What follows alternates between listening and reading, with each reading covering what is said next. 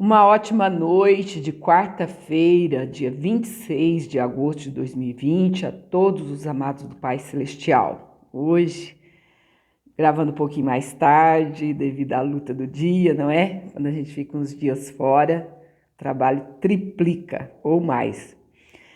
Amados, hoje vamos estar lendo 1 Samuel 14 e 15, nessa primeira leitura. Depois vamos ler o 16 e o 17, porque a semana passada terminamos o Novo Testamento, não é? E que essa bênção do Senhor que enriquece não acrescenta dores, continue sobre a tua vida, não só hoje, mas para sempre, misturado com essa paz do Senhor que excede a todo entendimento. Amém? Então vamos lá, 1 Samuel 14 vai falar sobre a vitória de Jonatas sobre os filisteus.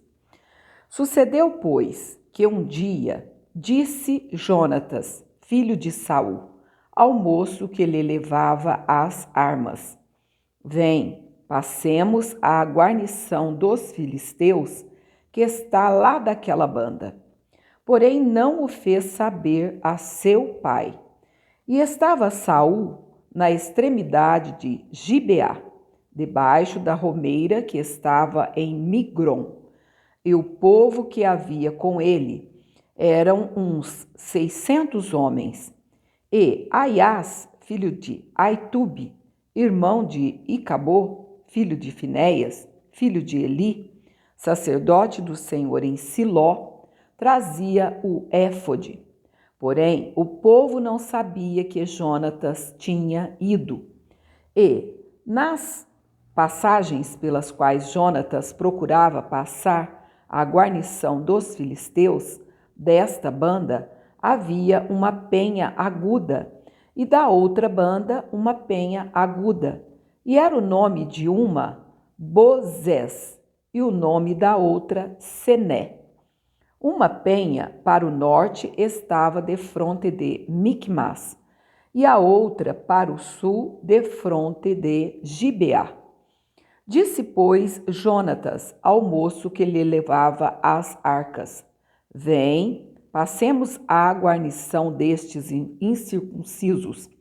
Porventura operará o Senhor por nós, porque para com o Senhor nenhum impedimento há de livrar com muitos ou com poucos. Então o seu pajem de armas lhe disse: Faze tudo o que tens no teu coração. Volta, eis-me aqui contigo, conforme o teu coração. Disse, pois, Jonatas: Eis que passaremos àqueles homens e nos descobriremos, a eles. Se nos disserem assim: Parai até que cheguemos a vós, então ficaremos no nosso lugar e não subiremos a eles. Porém, dizendo assim: Subi a nós, então subiremos, pois o Senhor os tem entregado na nossa mão. E isso nos será por sinal, descobrindo-se ambos eles, pois a guarnição dos filisteus, disseram os filisteus: Eis que já os hebreus saíram das cavernas em que se tinham escondido. E os homens da guarnição responderam a Jonatas e ao seu pajem de armas e disseram: Subi a nós, e nós não é vê-lo, é vô-lo.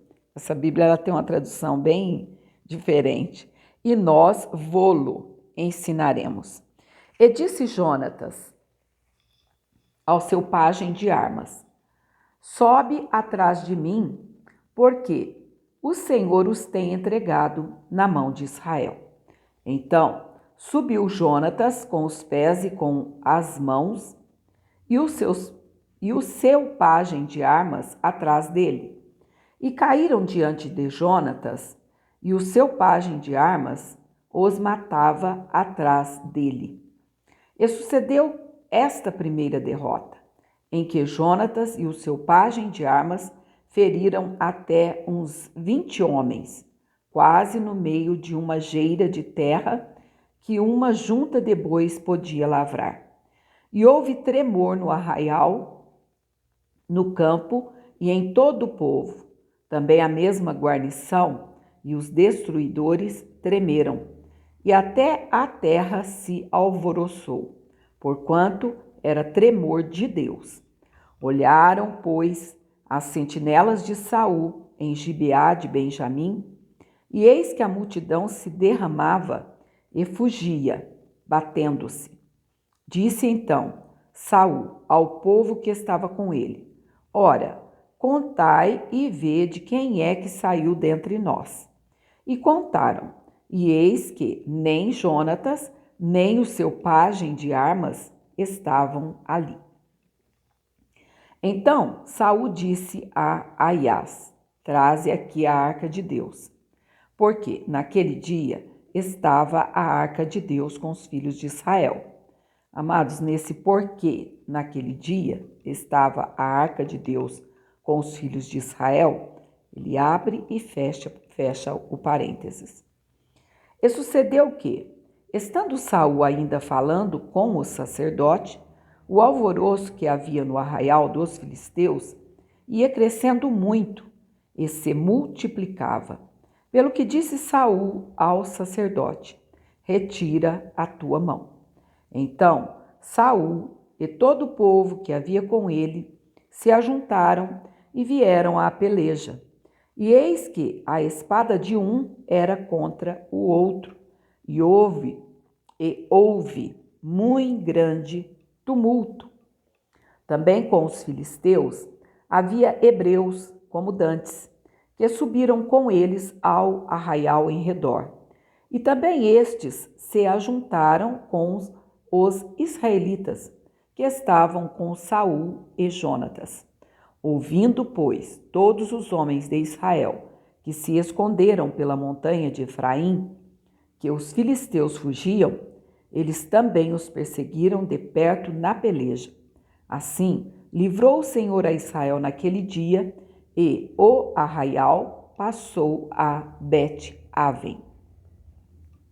Agora nós vamos aqui para o atrevido voto de Saul. Aqui já começa, continua, né? Porque ontem nós lemos sobre o Saul fazer sacrifícios ao Senhor.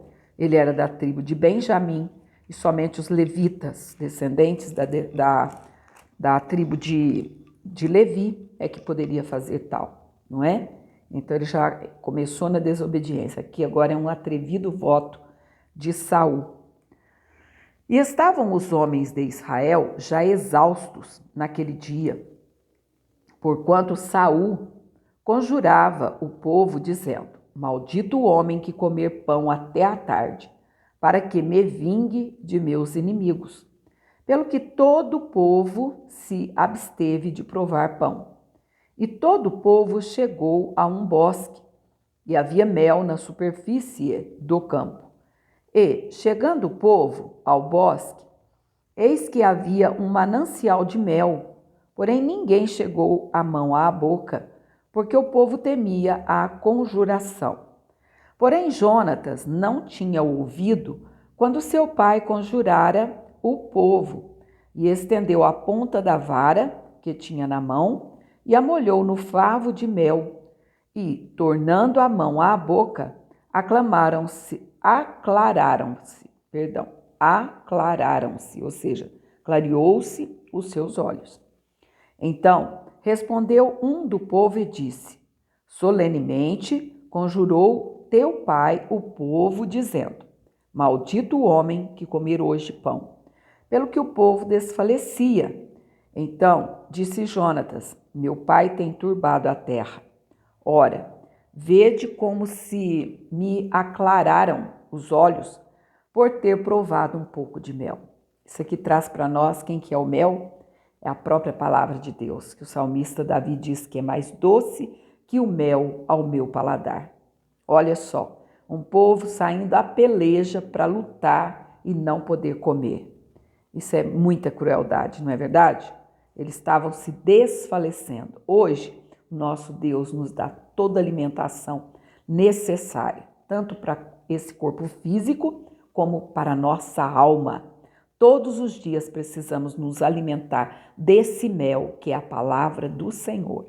Amém? E é isso que nós estamos fazendo durante esse ano, levando até você essa palavra tão maravilhosa aos teus ouvidos, para que você possa se saciar dessa palavra maravilhosa, que é mais doce do que o mel e o destilar dos favos. Oh, glória a Deus! Aleluia!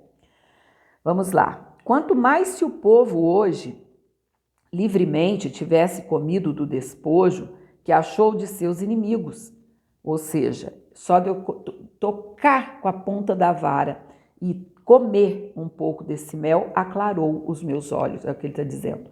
Quanto mais se o povo hoje livremente tivesse comido do despojo que achou de seus inimigos. Porém, agora não foi tão grande o estrago dos filisteus.